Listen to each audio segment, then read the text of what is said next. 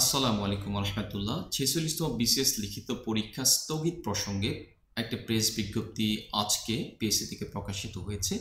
আমরা দেখতে পাচ্ছি প্রেস বিজ্ঞপ্তিটি, যেটি 25শে আগস্ট 2024 অর্থাৎ আজ রবিবার এটি প্রকাশিত হয়েছে, যেখানে পিএসসির তরফ থেকে বলা হয়েছে আগামী 28/8/2024 অর্থাৎ চলতি মাসের 28 তারিখ থেকে 9/9/2024 অর্থাৎ সেপ্টেম্বর 9 তারিখ পর্যন্ত নির্ধারিত 46তম বিসিএস লিখিত পরীক্ষা অনিবার্য কারণে স্থগিত করা হলো। অর্থাৎ আবশ্যিক এবং পদ সংশ্লিষ্ট সমস্ত বিষয়ের উপর যে পরীক্ষা হওয়ার কথা ছিল সেগুলো অনিবার্য কারণে স্থগিত করা হলো। পরীক্ষার পরবর্তী তারিখ ও সময়সূচি যথাসময়ে প্রেস বিজ্ঞপ্তির মাধ্যমে জানিয়ে দেওয়া হবে মর্মে আমাদেরকে অবহিত করা হয়েছে প্রেস বিজ্ঞপ্তির মাধ্যমে।